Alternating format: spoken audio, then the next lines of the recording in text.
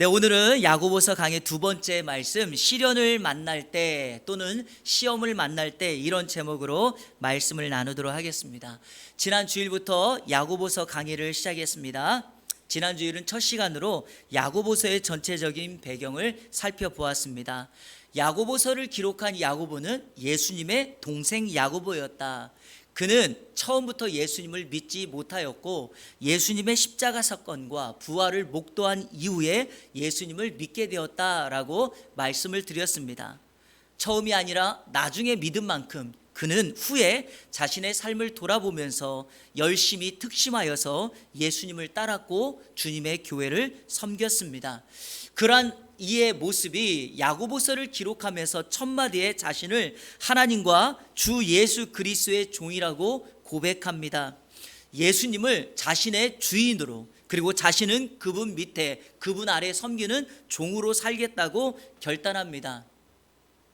그런 예수님의 동생 야고보가 초대교회 핍박이 일어나서 성도들이 각자 흩어져 여러 이방 지역에 살고 있는 그 동족 유대인들에게 오늘 이 야고보서를 쓰면서 믿음을 굳건하게 지키면, 그리고 행함이 있는 믿음을 가지고 산다면 하나님께서 너희들이 어디에 있든지 너희를 잊지 않고 하나님의 위로와 하나님의 복을 주실 것이라는 약속의 말씀으로 이 야고보서를 기록하고 있습니다.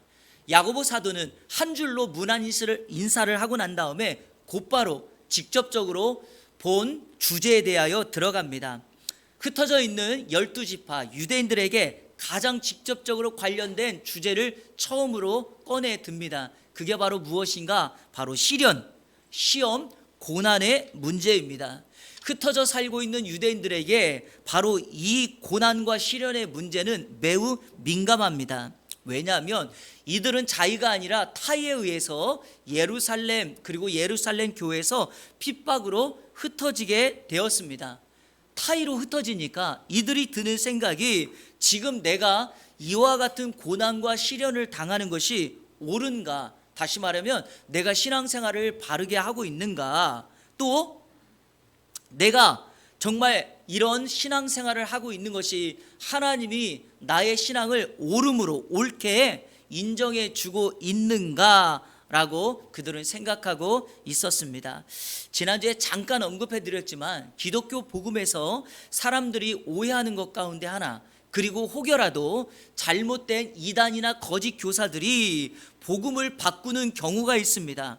이런 거죠. 첫 번째, 예수님을 믿으면 어떤 고난과 시련도 당하지 않는다. 두 번째는 어떤 고난을 당할지라도 예수를 믿기만 하면 하나님께서 그 고난을 다 해결해 주신다라는 것입니다. 여러분, 이것이 맞는 것 같지만 다 그렇지 않습니다. 바울 사도가 갈라디아 교회에 거짓 교사들을 향하여 일침을 놓았던 것처럼 그렇게 전하고 가르치는 것은 다른 복음입니다. 다른 복음. 왜냐하면 여러분, 참 복음이라고 하는 것은 성도들에게 예수를 믿고 난 다음에 고난도, 시련도, 시험도 찾아옵니다. 오히려 예수를 믿고 난 이후에 예수 믿기 전에 경험하지 못했던 시험과 시련을 경험하는 사람도 많습니다. 성경을 보십시오. 믿음의 영웅들은 편안하게 왕궁에 살던 사람이 아니었습니다. 이들은 각자의 부르심의 자리에서 항상 피할 수 없고 거부할 수 없는 시험을 통하여 믿음의 길을 갖고 그 길을 통과했을 때 하나님께서 그들을 믿음의 영웅의 자리에 앉게 하셨다라고 말씀합니다. 요셉 보십시오. 애굽의 포로로 잡혀갑니다. 다니엘 보십시오. 이방 나라에 가서 그 이방 땅에서 국무총리로 끝까지 믿음을 지켜냅니다. 의인 욥을 보십시오. 이유가 없었지만 까닭 없이 고난을 당했을 때 그가 하나님의 살아계심을 묵상합니다. 세례 요한을 보십시오. 말하지 않아도 될 이 말, 헤롯 왕에게 잘못 살았다고 말하자 목이 잘리는 죽음과 고난을 당합니다. 심지어 예수님 보십시오. 그분은 모진 고난과 핍박으로 겸손을 배웠고 자신의 일생 전부의 마지막을 십자가라고 하는 죽음의 길을 향하여 나아가셨습니다. 그러므로 저와 여러분 그 예수님을 믿는 우리들에게 종종 시련이 있다라고 하는 것은 극히 당연하다라고 말씀드릴 수 있습니다. 오늘 말씀 2절은 이렇게 시작합니다. 내 형제들아 너희가 여러 가지 시험을 당하거든. 오늘 말씀이 이렇게 시작합니다. 형제들아로 시작하죠. 왜 형제들아입니까? 흩어져 있는 12지파 유대인들, 그러니까 오늘 이 말씀은 예수 믿는 저와 여러분에게 해당됩니다. 성도 여러분, 시험을 일부러 찾아다니는 사람이 있습니까? 할 수만 있다면 모두가 다 시험을 피하고 싶습니다. 그럼에도 불구하고 피하고 싶은 이 시험을 우리는 만나게 됩니다. 그래서 성경은 이렇게 표현하죠. 너희가 여러 가지 시험을 당하거든, 당한다라고 말합니다. 이 당한다는 말 한번 살펴보겠습니다. 헬라어로 페리핍토라는 자리인데, 자 여러분 한번 저를 한번 볼까요? 제가 이 물을 딱 찍어가지고 어느 한 곳에 툭 하고 던지면 어느 그 장소가 물방울이 툭 하고 떨어지잖아요. 이 페리핍토가 어떤 단어냐면 내 의지와는 상관없이 어느 장소 어느 시간에 툭 하고 떨어지는 겁니다. 그러니까 무슨 말이냐면 내가 의도하지 않게 만난 것입니다. 이런 원문의 뜻이 확대되어서 직면하다, 만난다라는 뜻이 되었습니다. 자, 이거 쉽게 이해하기 위해서 성경의 용례를 하나만 찾아볼게요. 이 단어가 성경 신약 성경에서 가장 먼저 쓰인 곳이 누가복음 10장 30절입니다. 자, 우리 같이 한번 읽어볼까요? 누가복음 10장 30절 시작. 예수께서 대답하여 이르시되 어떤 사람이 예루살렘에서 여리고로 내려가다가 강도를 만나매 강도들이 그 옷을 벗기고 때려 거의 죽은 것을 버리고 갔더라. 이 말씀이 선한 사마리아인의 비유에 나오는 말씀인데 어떤 사람이 목적지를 향하여 여리고를 지나가고 있었습니다. 그런데 갑자기 누굴 만났다? 강도를 만났다 할 때 이 만나다가 이 단어입니다. 여러분 이 사람이 강도 만나려고 그 길 갑니까? 아닙니다. 이 사람은 목적이 있어서 그 목적지를 향하여 가고 있다가 뜻하지 않게 이런 강도를 만나게 된 것입니다. 바로 시험을 당하다 할 때 이 당하다가 바로 이런 뜻이 됩니다. 그런데 오늘 성경은 이 시험을 여러 가지 시험이라고 말합니다. 여러 가지 시험. 이 여러 가지라는 말의 정확한 번역은 뭐냐? 여러 가지 색깔입니다. 여러분 다양한 색깔, 다양한 시험을 만나게 되어 있습니다. 시험의 종류는 한두 가지가 아닙니다. 어떤 사람에게는 물질, 누구에게는 건강, 누구에게는 자녀, 부모, 누구에게는 직장 또는 직장의 동료, 중독, 도벽, 음란, 심지어는 신앙의 관계 속에서 나타나는 하나님과의 문제, 다양한 시험이 있습니다. 혹시 우리 성도님들 지금 이런 여러 가지 다양한 색깔의 시험을 경험하고 계십니까? 아니면 과거에 어떤 시련을 경험하셨습니까? 제가 오늘 이 여러 가지의 시험 속에서 우리들이 어떤 모습으로 이 시련을 만날 때 이겨나갈 수 있는지 질문을 하고 그 질문에 대한 답을 하면서 오늘 우리에게 주시는 하나님의 은혜를 함께 나누도록 하겠습니다. 자, 첫 번째, 시련이나 시험을 당할 때 어떻게 해야 되는가? 시련을 만날 때 성도의 반응과 자세에 대해서 함께 살펴보겠습니다. 시련을 만날 때 대부분의 사람들은 세 가지로 반응합니다. 첫 번째, 회피하거나 도망갑니다. 성도들 중에 시련, 어려운 문제를 만나면 무서워하는 사람들이 있습니다. 그러니까 그 자리를 떠나거나 이 시험을 회피해버리고 상황을 모면하려고 합니다. 개 중에는요, 신앙을 떠나고 하나님을 버리는 사람도 있습니다. 그러니까 시련을 만날 때 회피하거나 도망하는 것은 바람직한 자세가 아닙니다. 자, 두 번째, 원망하거나 불평하는 사람들이 있습니다. 왜 나에게 이런 일이 생겼는지, 또 신앙생활을 열심히 한 사람들 가운데 이런 시련이 찾아오면 하나님 앞에 항변하면서 이렇게 말하는 분이 있어요. 하나님, 이유를 설명해 주세요.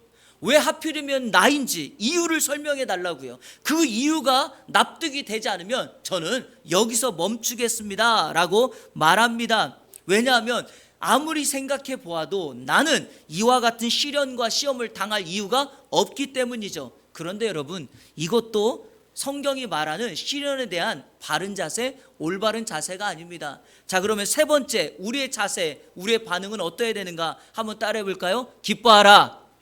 기뻐하라. 시련에 대해서 가장 바람직한 자세는 기뻐하는 것입니다. 왜? 성경이 그걸 강조하니까요. 자, 오늘 본문 말씀 2절 같이 읽겠습니다. 시작. 내 형제들아, 너희가 여러 가지 시험을 온전히 기쁘게 여기라. 이 말은 모든 기쁨으로 여기라 이 말입니다. 성도 여러분, 어떤 종류의 시험, 시련을 만나는지 모르겠지만 그 시험, 시련 모든 것은 다 우리가 기쁨으로 여겨야 합니다. 그래서 이렇게 말해야 합니다. 우리에게 시련이 올 때 그것은 하나님께서 우리에게 주신 기회다. 내 신앙과 내 삶을 다시 한번 점프업할 수 있는 기회다. 그래서 기뻐하라고 말합니다. 왜냐하면 시련당하는 그때에도 하나님은 저와 여러분의 상황을 다 알고 계시기 때문이죠. 우리 시대 최고의 기독교 작가로 알려진 C.S. 루이스가 다음과 같은 말을 했습니다. 우리 같이 한번 읽어볼까요? 시작. 하나님은 순경 속에서는 우리에게 속삭이지만 역경 속에서는 우리에게 외치신다. 그렇습니다, 여러분. 예수 믿은 성도의 삶이 평안하면 하나님의 음성이 들리지 않고 하나님이 잘 보이지 않습니다. 그런데 고난의 순간에 하나님께서는 우리에게 큰 소리로 귓전에 외치십니다. 내가 너와 함께 있다. 나는 너의 산성이다. 내가 너를 버리지 않는다. 그러므로 성도에게 있어서 시련은 하나님을 선명하게 보고 느끼고 경험할 수 있는 기회입니다. 그러므로 기뻐하는 저와 여러분 되시기를 주님의 이름으로 축원합니다. 무스탕이라는 말 들어보셨나요? 무스탕 뭐죠? 겨울에게 따뜻하게 입는 옷입니다. 겨울에 이 무스탕 입고 오세요? 없으시면 할 수 없고요. 그런데 여러분, 이 무스탕은 원래 미국 서부 광야에서 서식하는 야생마를 의미합니다. 독일 말로 이 무스탕이 그대로 뜻이 야생마입니다. 우리 자동차를 좋아하시는 분들은 알겠지만 1960년대 미국 포드사, 자동차를 만드는 포드사가 남성의 강인함을 상징하기 위하여 차를 만들고 그 이름을 이렇게 불렀죠. 뭐죠? 머스탱. 그렇죠. 제가 사진을 보여주려다가 이 사진 보면 또 우리 여기 차에 관련된 분들이 많아서 너무 눈이 커질까 봐. 그런데 여러분, 이 머스탱은요 2차 세계대전 당시에 미국이 만들었던 전투기를 머스탱으로 불리기도 하였습니다. 그러니까 이 단어 무스탱, 머스탱을 사용할 때는 남성의 강인함과 힘을 상징하는 말로 종종 사용됩니다. 그런데요, 이 야생마가요 3살이 되었을 때 무엇을 하냐면 등에다가 안장을 놓습니다. 여러분, 이 안장이 우리 삶에 뭐와 같냐면 시련과 같은 겁니다. 그런데 이 무스탕이 야생에서 살다가 안장을 갑자기 딱 놓으면 크게 2가지의 반응으로 나타납니다. 첫 번째 반응은 갑자기 화가 나가지고 벌쩍벌쩍 뛰면서 안장을 벗으려고 하고요, 심지어는 앞발로 주인을 내리치려고 합니다. 이유가 뭘까요? 왜 나에게 이 안장을 지우냐? 왜 나에게 이런 무거운 짐을 씌우느냐라고 하는 거죠. 이것이 우리가 겪는 겁니다. 왜 나에게 이런 원치 않는 무거운 시련을 주냐고 하나님 앞에 항변하는 것과 같습니다. 그런데 두 번째, 이 무스탕의 반응이 있어요. 안장을 딱 씌우면은요 그냥 그 자리에 서서 떱니다. 안장을 놓은 상황이 무서워서 두려워서 전혀 움직이지를 않습니다. 여러분, 시련을 만날 때 이런 경우도 있죠. 너무 무서워서 아무것도 하지 못하고 기도도 하지 못하고 어떤 전진도 하지 못하는 경우입니다. 그런데 여러분, 무스탕이요 이 안장을 받아들이고 시간이 지나고 이 안장이 몸에 익숙해지잖아요. 그러면 정말 세계를 호령하는 멋진 말이 된다는 사실입니다.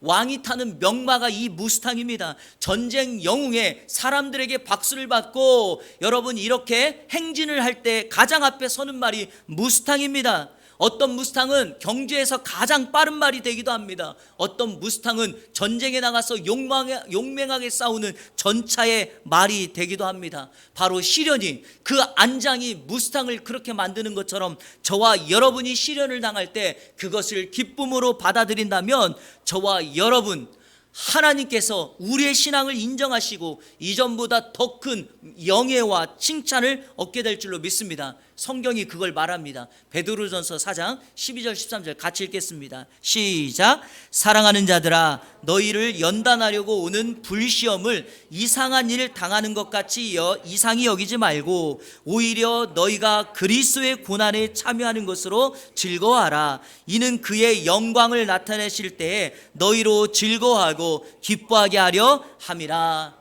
바라기는 이 기쁨과 즐거움으로 충만하는 우리 이 안의 성도들 다 되시기를 주님의 이름으로 축원합니다.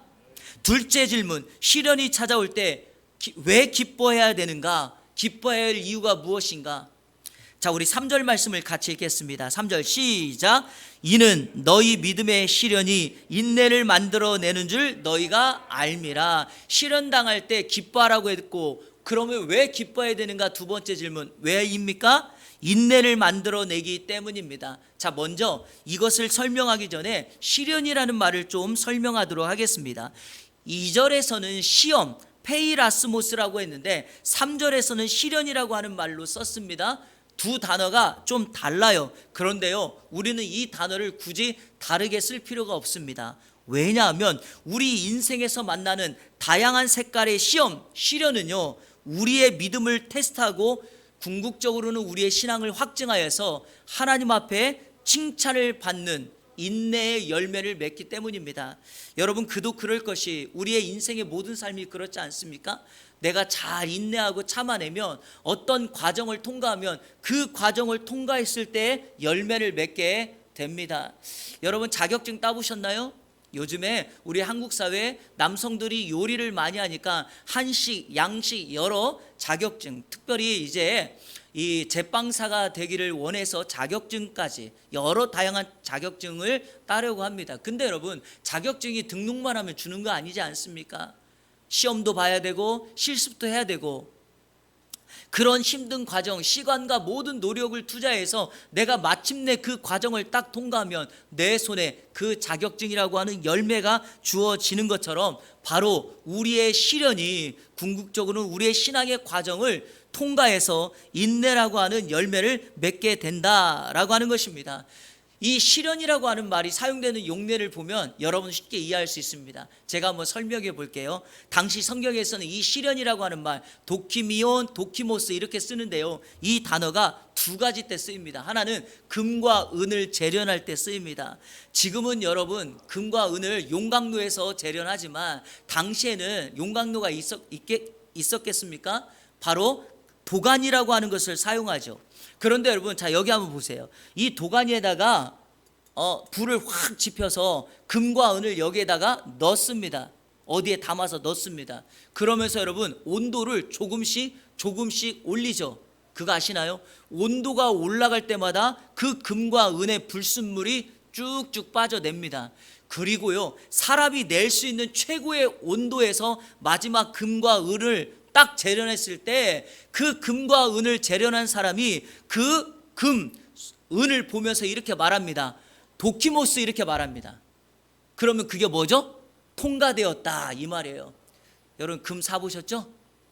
뭘 주던가요? 그 금 살 때 보증서를 줘요. 뭐라고 써있죠? 이 금은 99.9의 순금입니다 이렇게 말하죠. 왜 99.9입니까? 이 세상에서 낼 수 있는 온도가 그거기 때문에 그래요.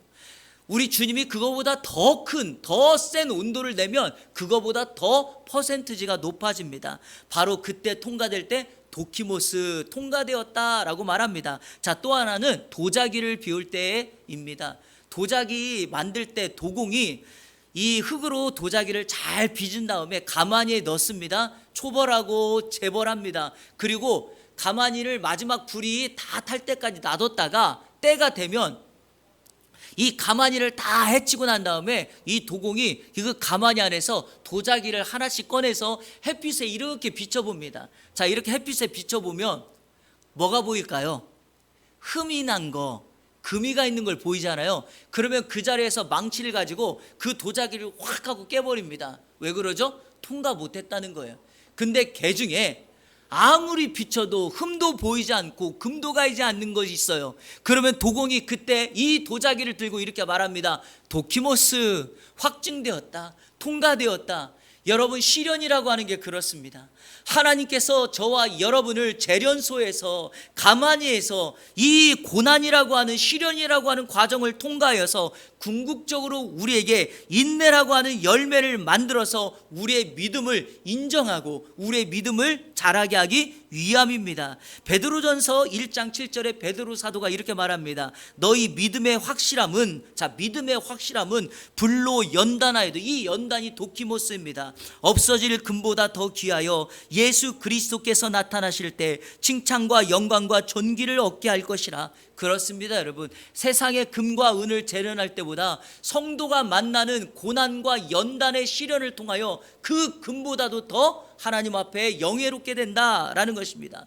바울 사도도 다음과 같은 말을 합니다. 디모데후서 2장 15절 같이 읽겠습니다. 시작. 너는 진리의 말씀을 옳게 분별하며 부끄러울 것이 없는 일꾼으로. 그렇습니다, 여러분. 하나님의 말씀을 바르게 가르침으로 하나님 앞에 부끄러울 것이 없는 인정된 자, 도키모스 한다면 그 인생이 하나님 앞에 칭찬을 받게 될 것입니다. 바로 인내라고 하는 것은 이 과정을 거쳐가면 맺게 되는 열매입니다. 여러분, 이런 질문이 들 거예요. 굳이 뭐 인내가 필요한가? 성경에도 성령의 열매 가운데 인내만 있는 것이 아니라 사랑도 있고 평화도 있고 선도 있고 다양한 것이 있는데 왜 우리에게 굳이 인내의 열매를 맺으라고 하는가? 여러분, 야고보서 성경을 밟고 있는 흩어진 나그네, 흩어진 유대인들을 생각해 보십시오. 인내가 반드시 필요합니다. 왜냐하면 이 편지를 읽을 때 이 흩어져 있는 유대인들이 무엇을 생각할까요?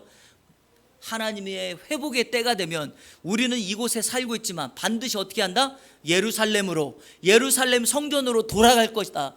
그 때가 올 때까지 뭐 하고 있어야 됩니까? 견디고 인내하면서 지금 그 자리에서 신앙생활을 열심히 하고 있다가 주님의 때에 그곳까지 가야 된다. 그러니까 섣부르게 성급하게 움직이거나 우리가 살아서는 안 된다라고 하는 것입니다. 성도 여러분, 우리가 시련을 잘 견디면 반드시 저와 여러분의 삶 가운데 그 테스트를 통과하여 하나님 앞에 인정받는 인내의 열매를 맺게 될 줄로 믿습니다. 마지막 세 번째, 인내가 필요한 이유는 무엇인가? 그러면 인내가 왜 필요한가 소개합니다. 두 가지로 소개합니다. 첫 번째, 한번 따라해 볼까요? 재림을 준비하기 위하여. 그렇습니다, 여러분. 성경 두 곳을 읽으며 이 재림을 준비하기 위하여 저와 여러분에게 인내가 필요함을 말씀드리도록 하겠습니다. 마태복음 24장 9절부터 13절 제가 쭉 읽을게요. 그때 사람들이 너희를 환난에 넘겨주겠으며 너희를 죽이리니 너희가 내 이름 때문에 모든 민족에게 미움을 받으리라. 그때, 이게 바로 주님 재림의 때입니다. 많은 사람이 실족하게 되어 서로 잡아주고 서로 미워하겠으며 거짓 선지자가 많이 일어나 많은 사람을 미혹하겠으며 불법이 성함으로 많은 사람의 사랑이 식어지니라. 13절 같이 읽습니다. 시작. 그러나 아멘, 끝까지 견디는 자가 인내입니다. 인내하면 뭘 얻는다? 구원을 얻는다. 마지막 때 주님 다시 오실 때 이 세상의 유혹과 미혹에 빠지지 않고 인내하며 끝까지 우리의 신앙을 지킨 사람들에게 영원한 구원의 선물이 주어지게 될 줄로 믿습니다. 또 하나 성경 구절 히브리서 10장 36절 37절 같이 읽겠습니다. 시작. 너희에게 인내가, 뭐가 필요하면? 인내가 필요하면 너희가 하나님의 뜻을 행한 후에 약속하신 것을 받기 위함이라. 잠시 잠깐 후면 오실 이가 오시리니 지체하지 아니하시리라. 그렇습니다, 여러분. 예수님께서 지체하지 않고 오실 텐데 그때 오실 때 하나님이 약속하신 선물, 그게 뭘까요? 바로 영생과 상급입니다. 성도 여러분, 내 인생 예수 그리스도를 믿고 이 땅에 살았는데 주님 앞에 섰을 때 나에게 주님이 주시는 영원한 복락, 상급의 면류관이 없다면 그 인생 잘 산 거 아니잖아요. 그러나 마지막 때까지 어떤 힘듦과 고난과 어려움이 온다 할지라도 인내하며 그 시간을 견디면 영생 복락 면류관 받아 쓰는 저와 여러분 될 줄로 믿습니다. 그래서 인내가 반드시 필요하다. 두 번째, 인내는 왜 필요한가? 한번 따라해 볼까요? 신앙의 온전함을 위하여. 그렇습니다, 여러분. 우리의 신앙이 온전해지려면 반드시 인내가 필요하다. 자, 오늘 본문 말씀 4절 다 같이 읽겠습니다. 시작.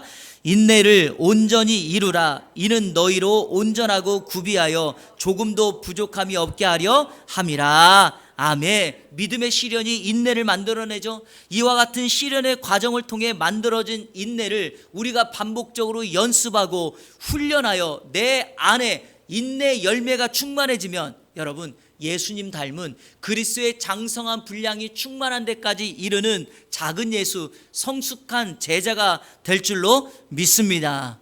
이 4절에 온전하고 구비하여 조금도 부족함이 없게 한다는 말을 한 단어로 바꾸면 온전한 사람, 장성한 사람 이렇게 됩니다. 예수 그리스도를 믿는 신앙의 목표가 장성한 사람, 온전한 사람이니까 이 인내로 우리는 장성한 사람이 될 수 있다라고 말합니다. 자, 마지막으로 이 장성한 사람이 어떤 모습인가를 히브리서 5장 12절부터 14절까지 제가 읽고 이 본문으로 설명하도록 하겠습니다. 자, 한번 자막 보시면서 히브리서 5장 12절부터 14절. 때가 오래되었으므로 너희가 마땅히 선생이 되었을 터인데 너희가 다시 하나님의 말씀의 초보에 대하여 누구에게서 가르침을 받아야 할 처지이니, 자 보세요. 단단한 음식은 못 먹고 젖이나 먹어야 할 자가 되었도다. 이거 이빨이 약해서 이런 거 아니에요? 신앙이 없어서 단단한 음식, 말씀을 먹지 못하고 계속해서 젖만 먹는 것 같아요. 자, 13절. 이는 젖을 먹는 자마다 어린아이니. 예수 그리스도를 믿어 어린아이 신앙에 출발했으면 신앙이 10년 되고 20년 되었으면 여러분 어떻게 됩니까? 성장하고 자라야 되는데 계속해서 젖만 먹는다면 그 수준에 머무르고 있어요. 그러니까 이 영적인 어린아이는 의의 말씀을 경험하지 못해요. 하지만 14절 보십시오. 14절은 다 같이 읽습니다. 시작. 단단한 음식은 장성한 자의 것이니 그들은 지각을 사용함으로 연단을 받아 선악을 분별하는 자들이니라. 그렇습니다, 여러분. 장성한 자, 인내의 과정에 인내로 충만하면 그 사람은 장성한 자가 될 수 있습니다. 그런 사람은 말씀에 단단한 음식을 먹는 것과 같아서 세 가지를 합니다. 첫 번째, 지각을 사용하고, 두 번째, 연단을 받고, 세 번째, 선악을 분별하는 자들이다. 근데 여러분, 이 단어를 다 찾아보면 이게 어떤 단어냐? 훈련하다는 단어예요. 훈련. 마치 여러분, 이 우리 그 교회 맞은편에도 저기 피트니스 하는 그 있거든요. 사진 보셨나요? 바깥에 붙어 있는 사진. 저 원장님이 우퉁을 벗고 자신의 근육을 막 보여줘. 이렇게 하면 자기처럼 된다는 거예요. 근데 이 단어가요, 원래 어느 때 쓰였냐면 겉옷을 벗고 자기 자신을 훈련하여 근육을 만들어내는 겁니다. 저는 그렇다고 믿습니다. 성도가 이 시련이 왔을 때 이 과정을 인내의 열매를 맺기 위하여 열심히 살고 인내를 붙들고 자기 자신을 충만케 하잖아요. 그럼 뭐가 생기는가? 영적 근육이 생깁니다. 영적 맷집이 생깁니다. 어떤 어려운 일이 찾아와도 그것으로 인하여 좌지우지 않습니다. 마음 요동하지 않습니다. 장성한 사람이 되었기 때문에 날마다 그것을 선과 악을 분별할 수 있는 사람이 되게 된다라는 것입니다.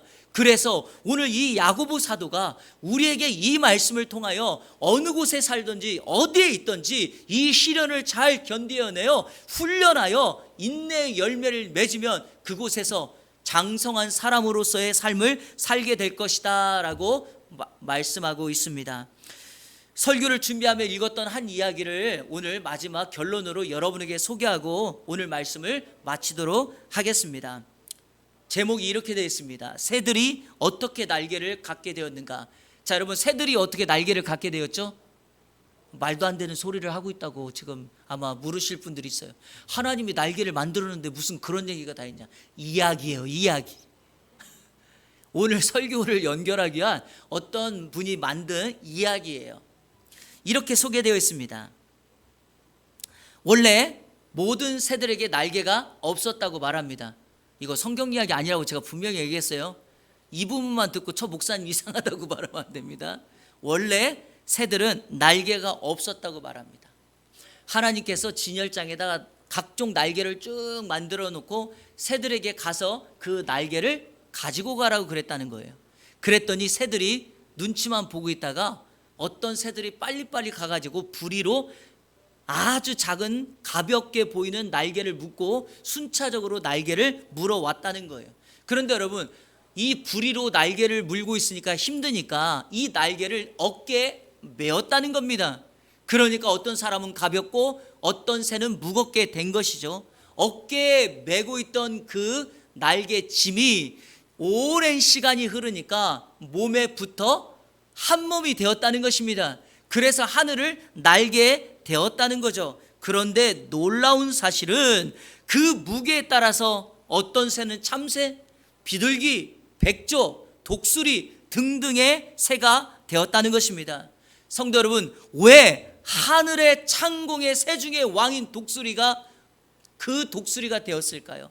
가장 무거운 짐, 바람도 무게도 시련도 오랜 시간 동안 이겨낼 수 있는 이 과정을 통과했더니 인생의 가장 하늘 창공을 가르는 비상하는 독수리가 되었다라고 말하는 것입니다. 다시 말해서 그 무게, 그 시련이 그 새를 만들어냈다라는 것이죠. 딱 우리 인생을 설명하는 것입니다. 우리 인생이 무거운 짐과 시련을 믿음으로 감당해 나갈 때 우리 신앙의 인내가 길러지고 장성하고 온전한 사람이 될 줄로 믿습니다. 그래서 신앙의 영적인 날개를 딱 펴서 하늘로 비상하여 우리 살아계신 하나님의 보좌에까지 이르게 되고 우리의 믿음의 기도가 응답되고 삶의 열매를 맺게 됩니다. 사랑하는 이 안의 성도 여러분, 한 주간 바라기는 우리에게 찾아오는 시련 도망가지 마시고 원망과 불평하지도 마시고 그것을 기쁨으로 여겨 인내의 열매를 맺는다면 우리의 삶이 영적 근육이 생겨서 앞으로 다가오는 모든 시련을 믿음으로 견뎌나가고 그 시련 때문에 우리는 하나님의 또 다른 은혜를 경험하게 될 것입니다. 이번 한 주간 이렇게 살아가는 우리 모든 성도님 되시기를 주님의 이름으로 축원합니다.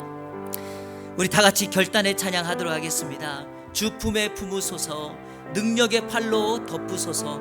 거친 파도 날 향해 와도 주와 함께 날아오르리. 폭풍 가운데 나의 영혼 잠잠하게 주를 보리라. 거친 파도, 폭풍과 같은 시련이 와도 우리 주님이 우리를 품고 덮으시면 그 폭풍과 파도는 전혀 문제가 되지 않고 그 시련 속에서도 우리들은 하나님의 은혜를 보게 될 것입니다. 우리 이렇게 같이 고백하며 나가겠습니다.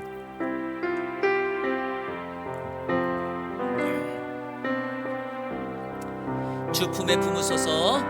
주 품에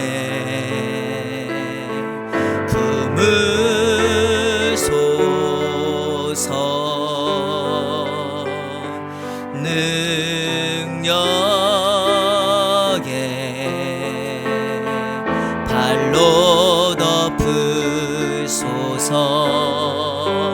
거친 파도 날 향해 와도 주와 함께 날아오르리. 폭풍 가운데 나의 영혼 잠잠하게 주를 보리라. 주님 안에, 주님 안에 나 거하리.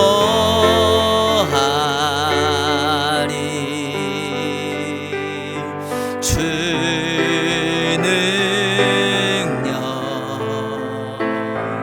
나 잠잠히 믿네. 거친 파도 날 향해 와도 주와 함께 날아오르리. 폭풍 가운데 나의 영혼 잠잠하게 주를 보리라. 거친 파도 날 향해 와도 주와 함께 날아오르리.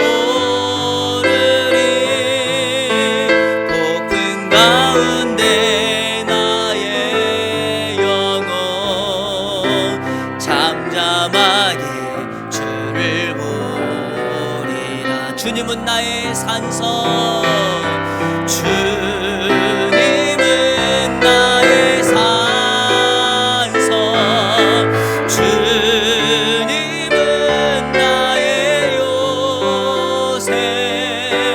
주님은 나의 소망,